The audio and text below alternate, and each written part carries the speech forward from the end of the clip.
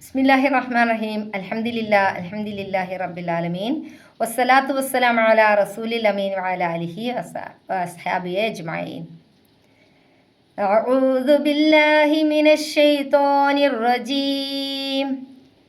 ഫബിഅയ്യി ആലാഇ റബ്ബികുമാ തുകദ്ദിബാൻ.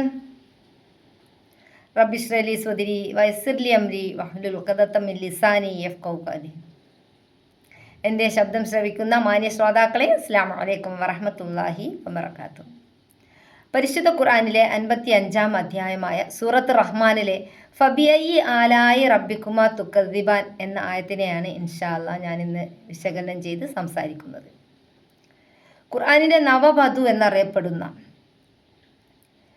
അള്ളാഹുവിൻ്റെ ഉത്കൃഷ്ട നാമങ്ങളിൽ ഏറ്റവും ഉന്നത നാമമായ അർ റഹ്മാൻ എന്ന നാമത്തിൽ തുടങ്ങുന്ന വ്യത്യസ്ത ശൈലിയും പ്രതിപാദന രീതിയിലും വേറിട്ട് നിൽക്കുന്ന ഈ സൂറത്തിൽ 31 പ്രാവശ്യമാണ് അള്ളാഹു ഈ ഒരു ആയത്ത് ആവർത്തിച്ച് പറയുന്നത്. ഈ ഒരു ആയത്ത് ആവർത്തിച്ച് പറഞ്ഞുകൊണ്ട് അള്ളാഹു നമ്മെ സ്വയം ചിന്തിപ്പിക്കുകയാണ്. നിങ്ങൾ ഇരു കൂട്ടരുടെയും റബ്ബിൻ്റെ ഏതൊരു അനുഗ്രഹത്തെയാണ് നിങ്ങൾ വ്യാജമാക്കുന്നത് അഥവാ നിഷേധിക്കുന്നത് എന്നാണ് അള്ളാഹു നമ്മോട് ചോദിക്കുന്നത്. ഇവിടെ ഇരുകൂട്ടർ എന്നതുകൊണ്ട് ഉദ്ദേശിക്കുന്നത് മനുഷ്യവർഗവും ജിന്നുവർഗത്തെയാണ്.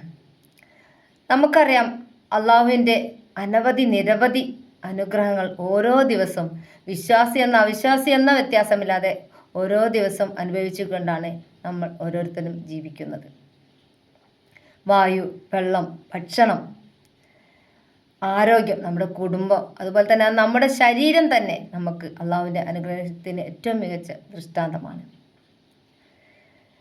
എന്നിട്ട് നമ്മൾ അള്ളാഹുവിനോട് നന്ദി കാണിക്കാതെ ഇല്ലായ്മയുടെ ആവലാതിയും പറയുകയും ദുനിയാവിലേക്കുള്ള കാര്യങ്ങൾക്ക് വേണ്ടിയിട്ട് നമ്മൾ ഓടുകയാണ് ചെയ്യുന്നത്.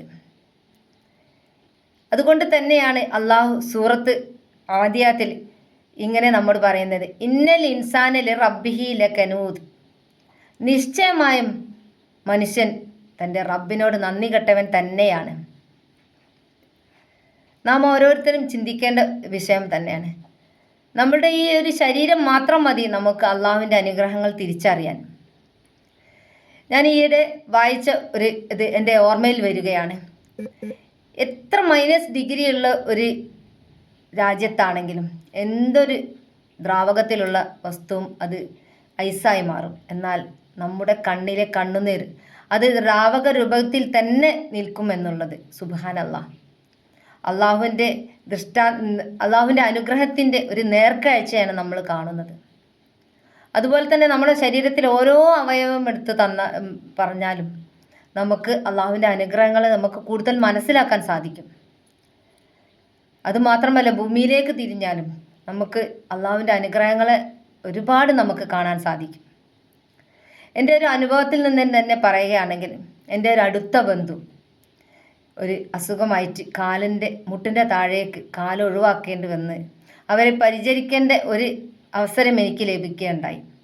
ഈ ഒരു അവസരത്തിൽ അവരൊന്ന് ബാത്റൂമിൽ പോകാനോ അല്ലെങ്കിൽ അവരുടെ മറ്റുള്ള കാര്യങ്ങൾക്ക് പോകാനോ അവർ അനുഭവിക്കുന്ന വേദനയും കൃത്രിമ കാല് വെച്ചിട്ടുള്ള അവർ അനുഭവിക്കുന്ന വേദനയും അതിനെടുക്കുന്ന ഒരു സമയം കണ്ടപ്പോൾ ഞാൻ വിചാരിച്ചു, എത്ര നിസ്സാരമായിട്ടാണ് നമ്മൾ അള്ളാഹുവിൻ്റെ കാലെന്ന സംഗതി നമ്മൾ എത്ര നിസ്സാരമായിട്ടാണ് ഇത് കാണുന്നത്. അൽഹംദുലില്ലാഹ്, അള്ളാഹുവിനെ എത്ര സ്തുതിച്ചാലും നമുക്ക് മതിയാവുകയില്ല എന്നുള്ളത്.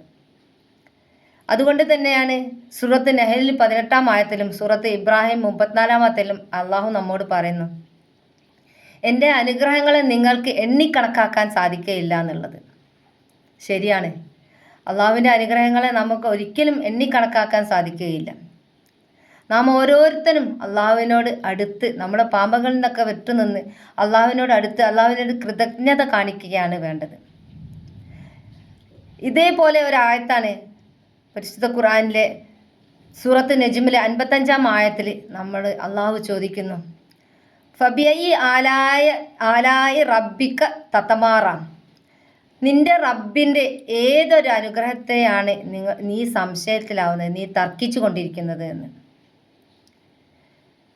നമ്മൾ ഓരോ സമയവും ഓരോ നേരവും അള്ളാഹുവിൻ്റെ അനുഗ്രഹം അറിഞ്ഞ് അള്ളാഹുവിനോട് അടുക്കുന്നതിന് പകരം നമ്മൾ അള്ളാഹുവിനോട് ഓരോ നേരവും നന്ദികേടിലേക്കാണ് നമ്മൾ മാറുന്നത്. തിർമിദി ഉദ്ധരിച്ച ഒരു ഹദീസിൽ നബി സല്ലല്ലാഹു അലൈഹി വസല്ലം ഇങ്ങനെ പറയുന്നത് കാണാം. ഞാൻ ഈ സൂറത്ത് റഹ്മാൻ ജിന്നുകൾക്ക് ഓതിക്കൊടുക്കുമ്പോൾ ഈ ഒരു ആയത്തെത്തുമ്പോൾ അവർ ഒന്നടങ്കം പറയുമായിരുന്നു, അള്ളാഹുവേ, നിന്റെ ഒരു അനുഗ്രഹത്തെയും ഞങ്ങൾ തള്ളിക്കളയുന്നില്ല, സർവസ്തുതിയും നിനക്കാണ് എന്ന് പറയുമായിരുന്നു.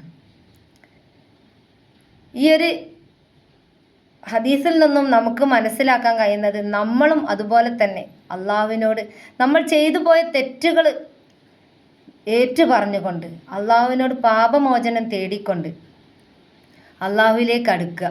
അള്ളാഹുവിന് ഏറ്റവും ഇഷ്ടപ്പെട്ട കാര്യമാണ് അള്ളാഹുവിൻ്റെ അടിയാൻ അത് പാപമോചനം തേടി അള്ളാഹുവിൻ്റെ അടുത്തേക്ക് എത്തുക എന്നുള്ളത്.